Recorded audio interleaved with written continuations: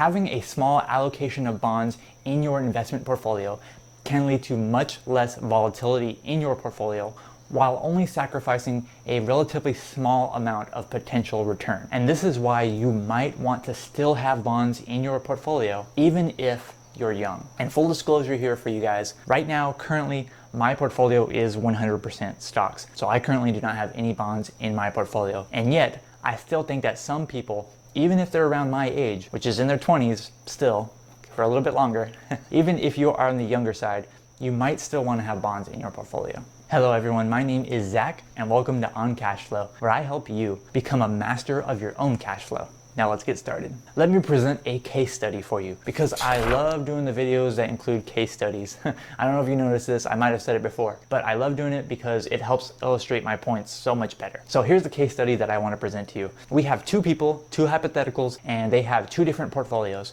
All right, one of them is going all in on stocks, 100% stock portfolio, and the other is going a little bit more conservative. They're going to be doing a 70% stock, 30% portfolio. So we got the 100 over here versus the 70-30 over here. And that's all going to be US. So US total stock market and US total bond market. And these two are going to be investing for a period of the past 35 years. So maybe if they started when they were, let's say 25, then that would put them at 60 years old. So they'd be looking to a more traditional retirement age. So the past 35 years, they both invested $100 per month, and they adjusted the amount they contributed upwards for inflation. And because they are pretty smart people, they rebalanced their portfolio quarterly.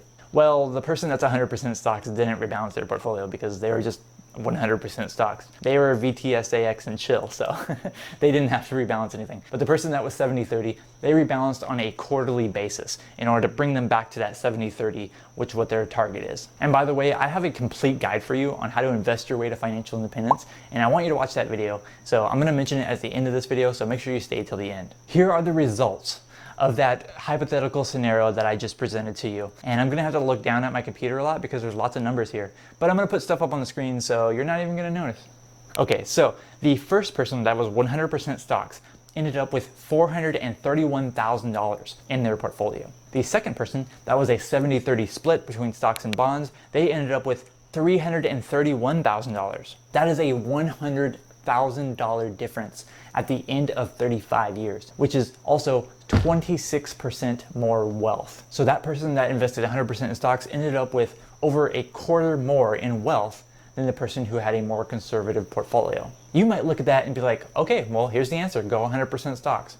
But it's just not that simple. The ending results, the final results at the end of 35 years only tells one small part of the story. There's much more that you need to know. One other part of the story you need to know is how did their portfolios perform during those 35 years? Like what was going on year to year? Because there was plenty of stuff that happened, believe me. Let's first start by looking at the worst years, the worst single years that their portfolios experienced. The person that was 100% stocks experienced the worst year was negative 37.04%. That is a massive decline. Literally a third of their wealth gone in 1 year.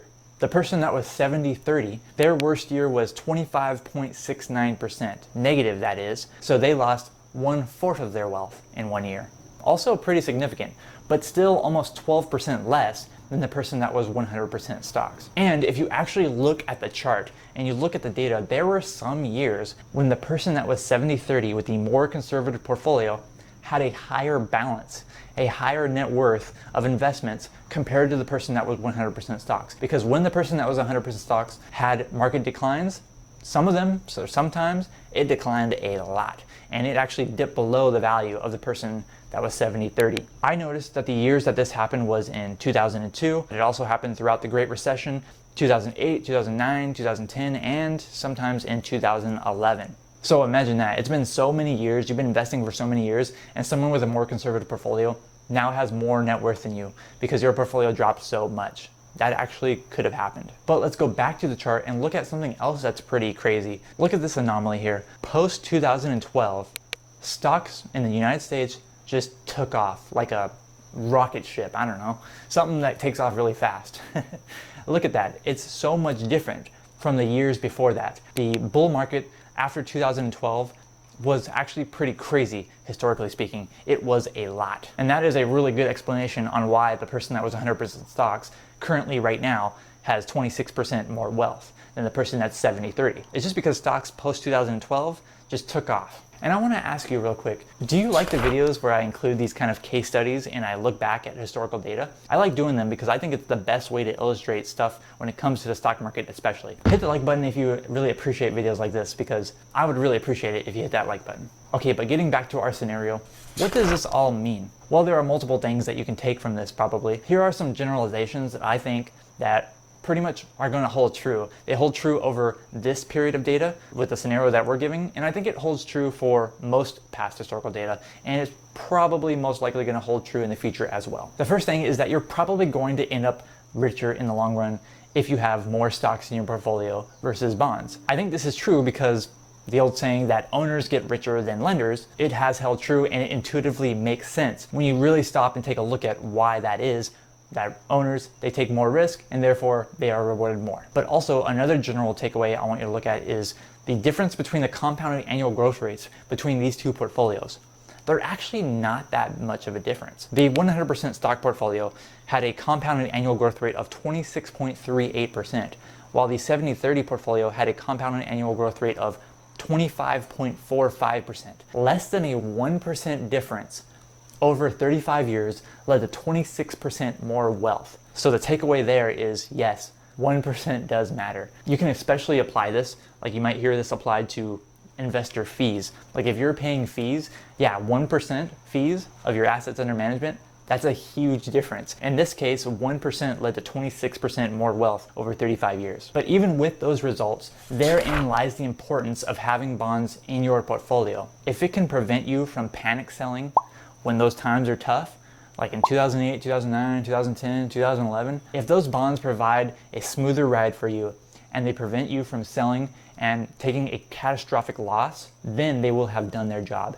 And they're gonna be worth a lot more to you because you are able to stick it out. A portfolio that you're able to stick with for the long run, 9.9 times out of 10 is going to be better for you than a portfolio that is more optimal, but might have higher volatility, which might cause you to panic sell. Because that panic selling, those one-time small events, they will make a huge difference. And in this case, if you panic sell, it'll make a huge negative difference to your wealth in the long run. You're gonna have to decide whether that smoother ride of having bonds in your portfolio is worth it to you. And speaking of whether having bonds in your portfolio is worth it to you, I wanna know from you in the comments below.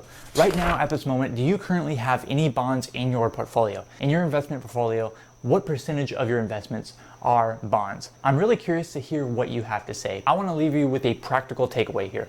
Not everyone should have a 100% stock portfolio. And it doesn't matter what your age is. What matters more than that is your tolerance for risk. What portfolio are you going to be able to stick with for the long run? That is going to be worth much more to you than the potential increase in returns that you can get from a highly volatile portfolio. One that you can stick with without panic selling is going to be worth more to you in the long run, realistically, than one that might look better on paper based on historical data. And that is just one of the reasons why you need to watch my complete guide to investing your way to financial independence, okay? I created that video specifically for you. And I'm going to put a link to that video in the description below. It'll be in the pinned comment below, but also it'll pop up right here after I get off the screen.